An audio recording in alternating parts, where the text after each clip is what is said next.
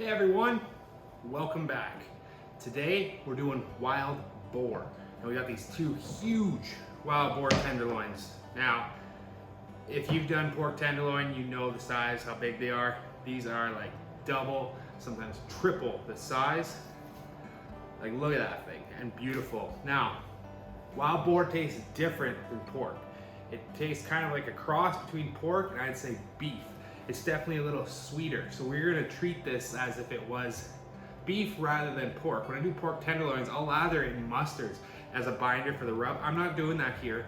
Beef likes salt and pepper, and I'm gonna keep this thing simple and showcase the meat because this is going to a dinner party that I'm catering. We're gonna slice these into little medallions, call them pork medallions, and then we serve it with apple chutney all over it, and a little bit of cornbread twisted in there in a certain unique way. If you followed my Instagram, you've probably seen me do something similar with pork tenderloin. So what we're gonna do is just simply liberally coat this in salt and pepper, and then we're gonna use the Meat Church Honey Hog Barbecue, which I get from Rose North Co-op here in Manitoba. You can order it online from them at www.rosenorthcoop.com.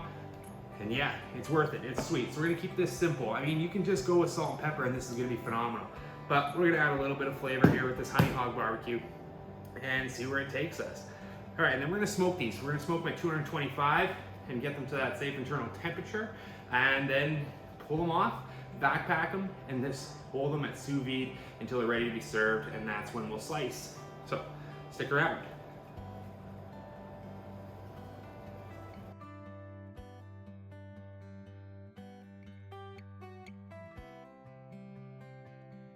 All right, folks, we pulled it off. There's your wild boar tenderloin. We pulled it off at 143 degrees Fahrenheit, and now we backpack it for the sous vide water bath. And we did that to the other one. We smoked two of them. Get one of these, a backpacker and a sous vide. It is an amazing way to reheat meat.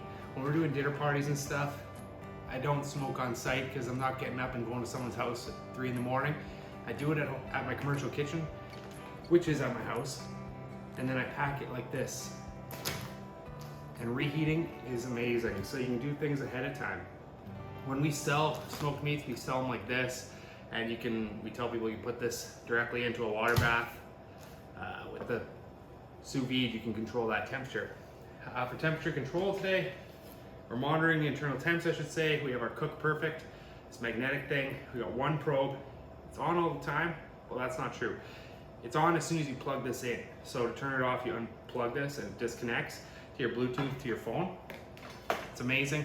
Just sticks to the side of your smoker. It's good, it reads on your phone, makes your life a lot easier. But yeah, now we put this in the bag like so, and we just seal it up for goodness. Now we're gonna top this when we cut them into medallions in apple chutney, and we're gonna put a little piece of cornbread, sweet cornbread underneath, the medallion on top, and then spoon over the apple chutney. Check it out, it's on my Instagram.